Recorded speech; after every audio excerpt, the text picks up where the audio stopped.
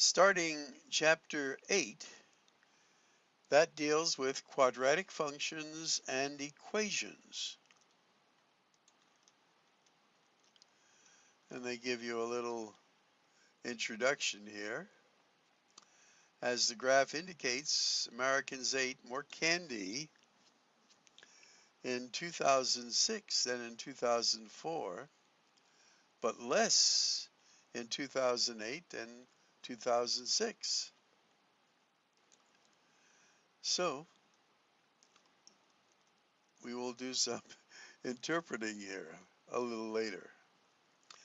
All right, candy is kind of good, especially chocolates, yes. Again, notice this little wiggly line here indicates that a portion of the graph has been left out. Now in chapter 8, we are doing section 1, 2, 3, and 4. We're skipping 5, 6, 7, 8, and 9. Now an interesting thing that I had thought, there was like an error. They had said some sections were in Math 105 when I did this. I have actually posted a video on some of these. And again, for pre-calc or wherever you might use it, if you'd like to view that, I could possibly give some extra credit. Okay, well, we're going to go on to topic 8.1. And we had said when they are a variable raised to the second power, this is quadratic. And in this chapter, we're going to deal with methods of solving quadratic equations. So far, the only method we have was factoring. There are other methods, and that's what we'll be looking at. So in the quadratic equation, we're going to look at the principle of square roots and then completing the square and problem solving. So this is in function notation, the general form of the quadratic equation. Ax squared plus bx plus c, you may recall, was the standard form for the quadratic expression. When you equaled it to 0, we said that was the standard form of the quadratic equation, and then we would factor it. And by putting a 0 where the function was, we said finding the zeros.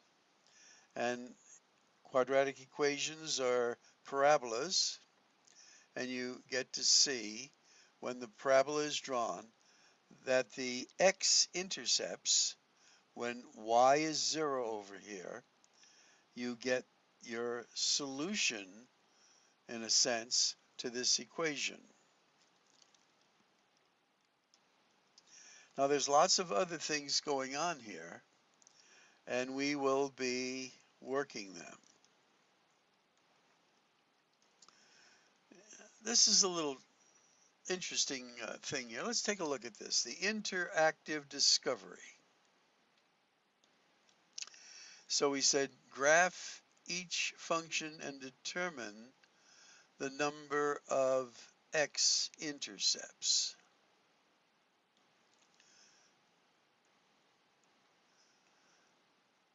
Well, if you were to put this into your calculator to graph them, you would be able to do it much easier than if you had to try to use a t-chart and get some points and things. So I think we'll pass this up then. All right, well, here's a little bit of something here. If your parabola looks like this, are there any x-intercepts? And the answer is No, the parabola does not reach the x-axis. Now, how about if it looks like this? Well, you're only going to get one x-intercept. And then here, as you look at this, you will get two x-intercepts. But notice where these parabolas were going up, this parabola is opening down. Again, a couple of subtle things going on here that we'll be picking up as we go through the chapters. Now, here we have our first example, so let's take a look at it.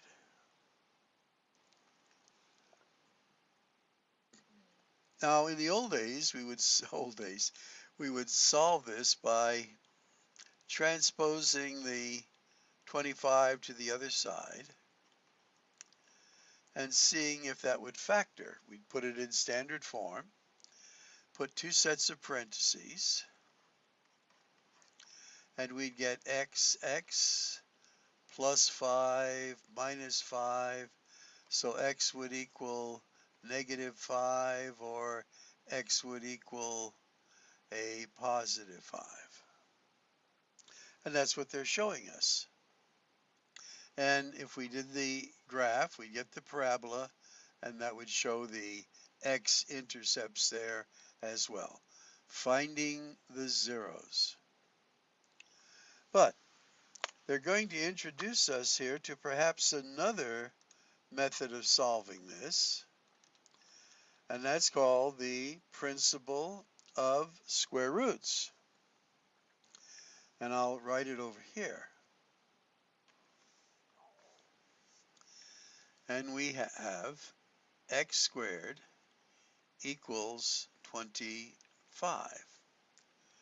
Well, we know if we want to just find out what x is here, we had to take the square root of that and then the square root of the other side, and we would get x equals 5.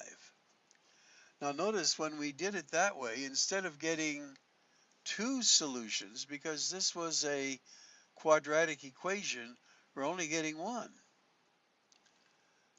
So part of the technique of what we're doing to ensure that we get two solutions when we take the square root is we write, when we do that, plus or minus, and then plus or minus the square root of 25 gives us plus or minus 5. So there, in this technique, the principle of square roots, to ensure that we get the 2, when we take the square root, we always now must indicate that we have a positive and a negative value. Okay? This is the rule. So, what is the strategy for doing these? Well, let me write it out for you. 3x squared equals 6. Now you want to isolate the x squared. So you divide both sides by 3. You get x squared equals 2. Now when you take the square root of this side, remember it must be plus or minus the square root of that side. And therefore you ensure you get that. Now, what are your zeros here? Well, notice it's going to be a negative square root of 2, which is just about there, or actually it's exactly there, and a positive square root of 2, which is there. And if you were to evaluate that, remember it's an irrational number. It's on the number line. It's just not rational. Now, when you do this next one, and they're giving us a little insight here, notice that your term here is actually negative. So when you have a negative in front of your quadratic expression or quadratic equation in a sense here as well, your parabola, instead of going upwards, if it were positive, will now open downward because of this negative sign here. Okay? But let's solve it because we're just interested in finding the zeros. So, step one is to solve for a positive x squared. Well, the first thing we would do is we would transpose this to the other side. So we'd have a negative x squared, 5x squared, equals a negative 2. Now, to get this to be a positive, we're going to divide both sides by a 5, negative 5, and we get then x squared equals the 2/5, because negative divided by a negative make this a positive. We now take the square root of both sides, keeping in mind this is plus or minus, and we get that. Now, notice we now have a fraction as our square root. We don't like to have a fraction there. So what do we do to this? Well, we are going to rationalize our denominator. Keep in mind, this could be over a square root, and this is over a square root. Still plus or minus. So we now get plus or minus, and I'll put it here, square root of 2 over the square root of 5. Now, what do we do to rationalize our denominator here? Well, we have to multiply it by a 1, but in a form that will make our denominator rational. So this then becomes plus or minus the square root of 10 on top, and I went too far on that square root sign. There we go. Over 5. So that's where they get this from. Okay? Now, are those real numbers? Yes. Are they rational numbers? No. Our denominator is rational, but our numerator is irrational. But they are on the number line. Okay. Let's go on.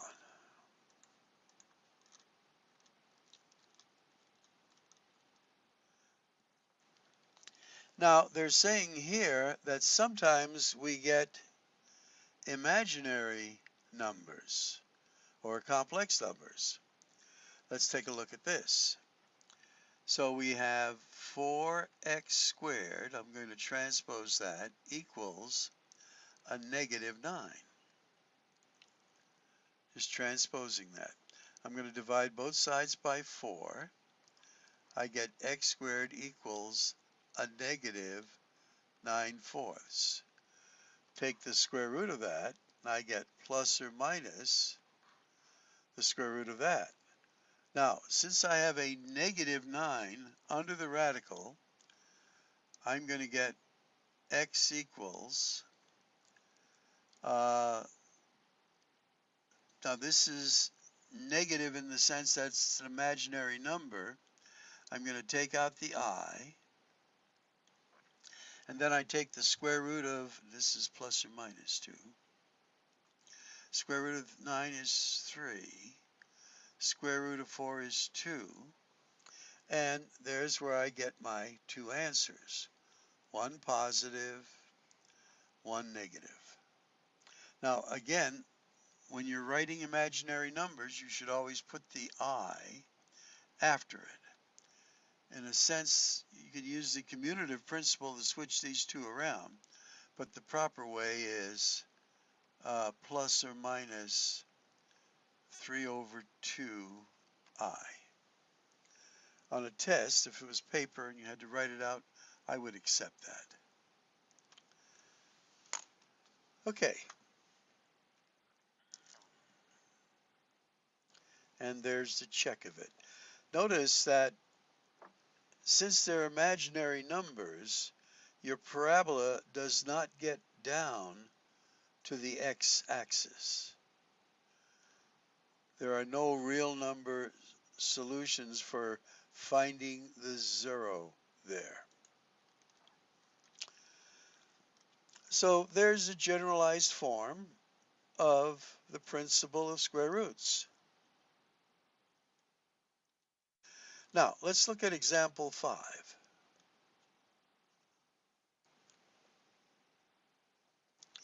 And they're giving it to us in function notation. They're saying that this is going to equal that. So let's write it out here for you.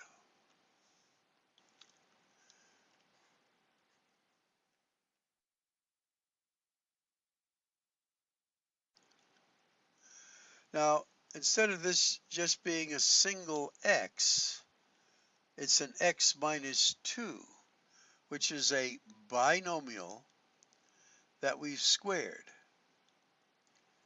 Now, can we use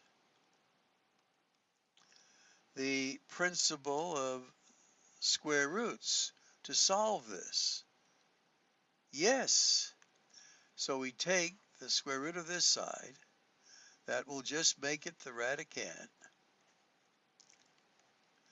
And then plus or minus the square root of 7.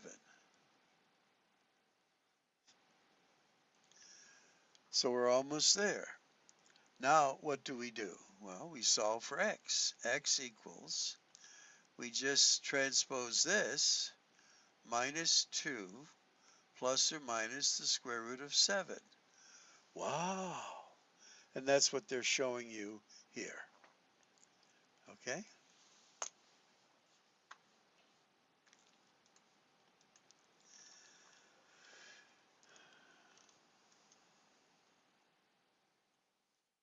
And again, these are real numbers, but they're irrational because of the square root of 7 part.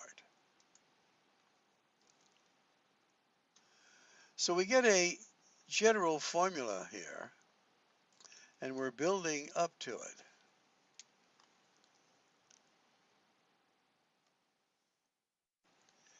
Now, there's your binomial that's squared, and that's equaling some constant. Now, as you look at example 6, you might say, well, wait a minute, that's not this. This is a trinomial. But notice, this is a perfect square trinomial that will factor into this. So now it meets that form. So let me write it over here. X plus 3, the quantity squared, equals 2. So we take the square root of that plus or minus the square root of that. This just becomes the radicand, and this becomes plus or minus the square root of 2. And to solve for x, finally, we just transpose the 3, becomes a negative 3 on the other side. And there are our solutions. We have found the zeros. They are irrational, but they are real numbers. And your parabola, because this was a positive here, the parabola will open upward. Now, they've been building us up to something here, as you may or may not have realized. That's what they do throughout the textbook, and that's leading up to this super major important concept here, which is called completing the square. Now, you may have heard of this before. Now, as we look at this, and I'll build it up for you right over here, x squared plus 6x plus 4 equals 0. Now, that's in standard form. Now, is this factorable? And the answer is no. There's no factors of 4 that are ever going to add up to 6. But if we use this technique of completing the square, and you might say, what square are they talking about? Well, the square they're talking about is this square, where we're going to get a binomial that we've had in previous examples that was squared. And the technique to get this is called completing the square. Now, the first thing you do is you go x squared plus 6x. You take this 4 and move it to the other side as a negative 4. Now, what you want to do is, using this information, what would be the perfect square binomial of that? Well, the x would come down here. It would have a plus sign. And when we got this middle term, what technique did we say to get that middle term? We had to multiply these two together and double it. So if this is the product of doubling, how do we get what this number here is? And the answer is we take half or divide it by 2. If we doubled it, multiplied by 2 to get it, to undo it, we're going to divide by 2 or multiply by 1/2. That gives us a 3. Now, we don't have up here a perfect square trinomial yet.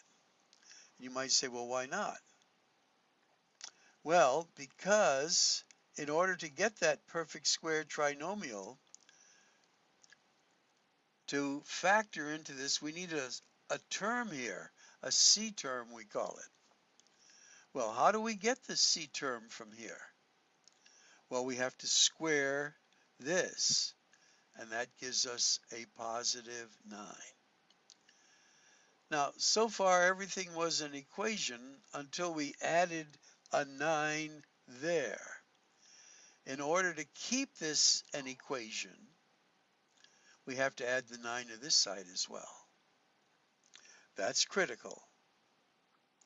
So what have you done? Well, we've moved the C term over to this side, still balances.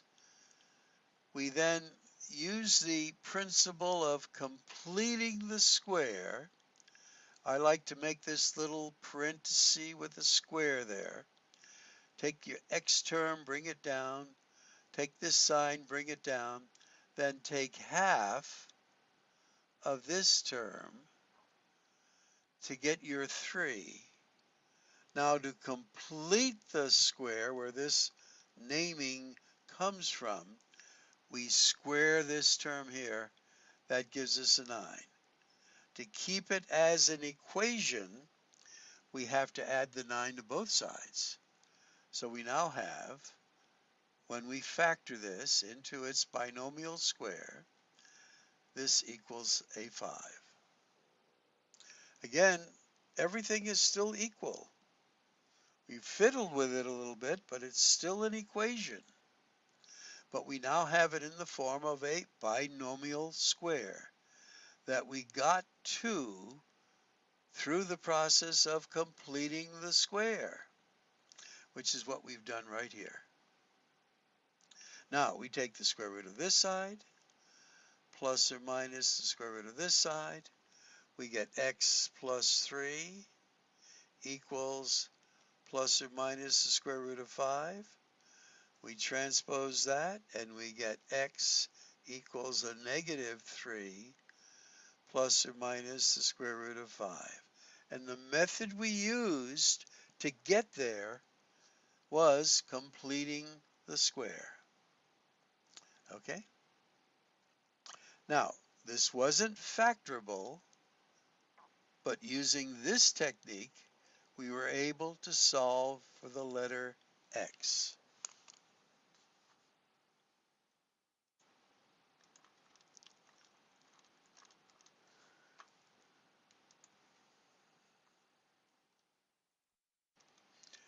Now, they give us a little recipe for completing the square.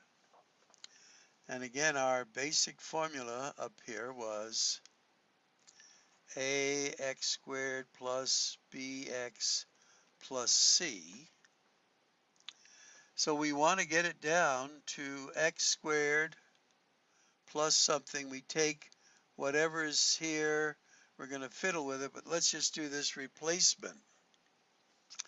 So if this, and the way I like to do it, I like to put this thing right underneath. So let me write it here. X squared plus 14x, and we want to complete the square. So our x goes there, our positive sign goes there, and what do we do to this 14? Well, to get it, we had to double it, so we're going to take half of 14 and get 7. And now to complete the square, we're going to square 7 and get 49. So this is what they want here. We're going to take half of this, get a 7, square it, get 49. So we put the 7 there. Now, this one's a little tricky, so let me clear this up, and we'll do this. So we have x squared minus 5x. We don't know what's going to go here, but we're going to complete the square, and we're going to put our x there. The negative goes there. Now, what did I say we do to 5? We're just going to take half of 5. And how do you write that? Well, just go 5 halves, like so. Now, when you square 5 halves, you get 25 fourths. Now, when you factor this, it factors into that. So for this one, it's going to be 25 fourths, and there's your x minus 5 halves. Now this one's a little tricky too. So it's x squared plus 3/4 x. Again, your parentheses underneath. The x goes there. This goes right there. Now you want to take half of 3/4. Well, let's do it down here. Half of 3/4, just times it by half. Half of 3/4. This becomes 3/8. So your C term, when you square this, will be 9/64. Okay, so a little technique involved. Again, you could always read the textbook or watch this again.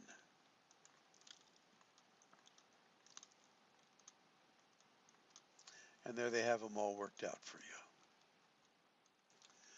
Now, of course, the proof of the pudding is, can you do them? Well, let's do number 9. So we get x squared minus 8x minus 7 equals 0. So step 1, take your C term and move it to the other side. It becomes a positive 7. Now I'm suggesting that you use this technique where you put a parenthesis for a binomial. This x just goes right here. This negative sign goes right here. Now what do we do to our b term? We take half of it. That's going to become a 4. Now what do we do? And this just we write again here.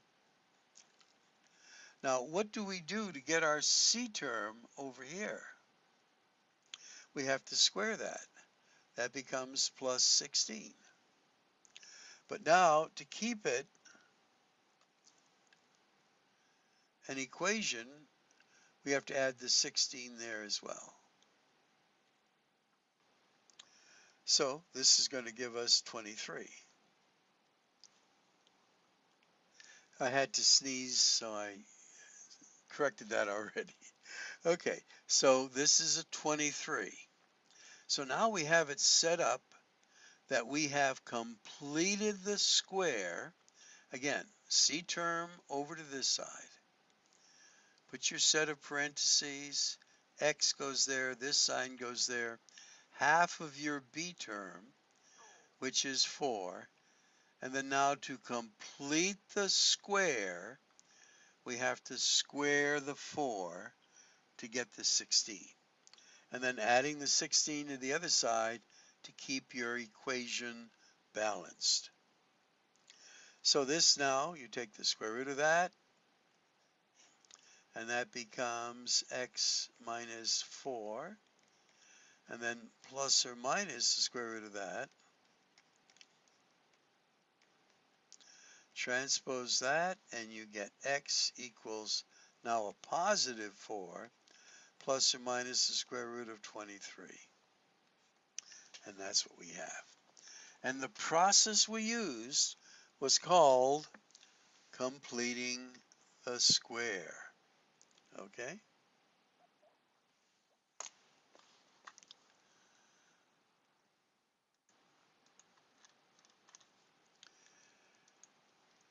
Now, if they were always easy,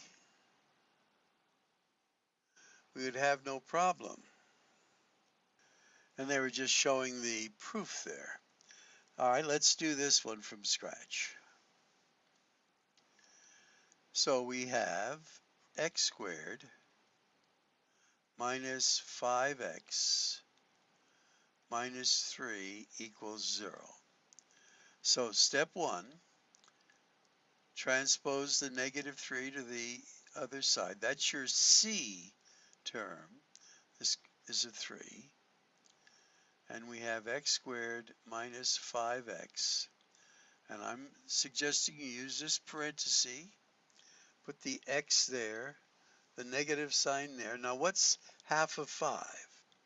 Well, it's 5 halves. Now when you square 5 halves, what do you get? Well, you get a positive 25 fourths. That you have completed the square and you've factored it now. We're kind of working a little sidewards here. But to keep this balanced, we must add the 25 fourths to both sides. And you might say, uh-oh, this is a problem. Yes, it's a problem because we have fractions now and they won't add this way. So we have to convert this 3 over 1 to a fraction that is over 4. So we have to multiply this by 4 and this by 4, a 1 in the form of 4 over 4. So now an equivalent fractional form of 3 is 12 fourths. So I'm going to erase this and put there 12 fourths. So we now have, let's see, 37 fourths. Okay, Again, it's just a little more tedious. We had to use fractions, but now it works out very well. We take the square root of this side, plus or minus the square root of that, and we get x minus 5/2, just the radicand, equals plus or minus, now watch this, I'm going to take the square root of 4 here, which is 2, and put it that way, and then I get the square root of 37 on top. Now I take this part, my negative 5/2, and I get x equals, on this side, after I transpose it, a positive 5/2 plus or minus the square root of 37 over 2. And that's what I have here. Now in finding the zeros, notice these are your x-intercepts. They are real numbers, but they are irrational. And these are what your values would be. Okay. Tape is getting a little long, but there's lots of stuff going on here.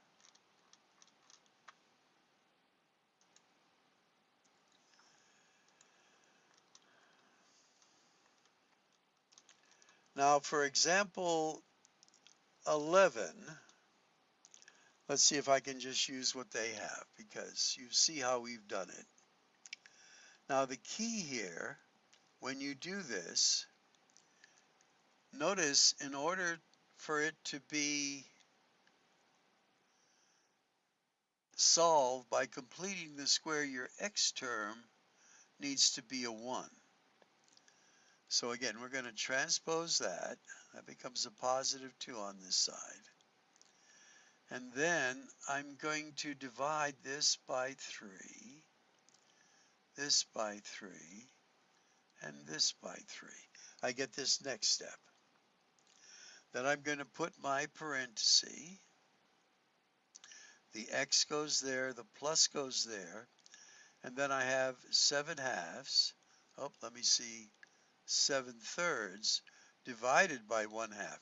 I have to take half of my b term, and I get 7/6. Then I'm going to square this, and that gives me my 49/36 that I have to add to both sides. Now notice, to make this a 36, I have to multiply it by 12, and this by 12. So this is 24, and 49 gives me 73 over 36. Then I take the square root of this side, plus or minus the square root of that side. Notice 36 is a perfect square, and I get a 6. Then I transpose this to the other side. There on the other side, it just becomes a negative. I could write it this way or this way. And that is that one. This one is rather challenging, but again, it's all worked out in your textbook, and it checks. Now, for this next part, they do give us a little equation to use when we're dealing with compound interest. And here's the equation. And we would give you that. And often they're asking us to find the rate here. Okay, so there it is. And again, I'm going to try to go through this a little quickly, but it's all in your textbook. So you just substitute into that formula. You divide both sides by 4,000. You can simplify by knocking off the zeros. Take the square root of both sides, and these are both perfect squares, and you end up with this. Subtract 1 from both sides, and you get then as answers 5% or a negative 2.5%.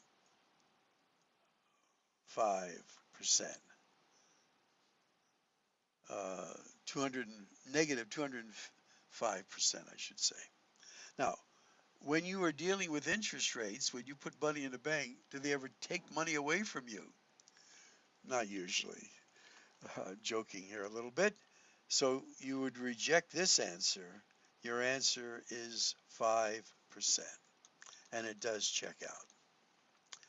And I believe that is probably, nope, they're giving us one more on free falling objects. By this formula, again, it's substitution.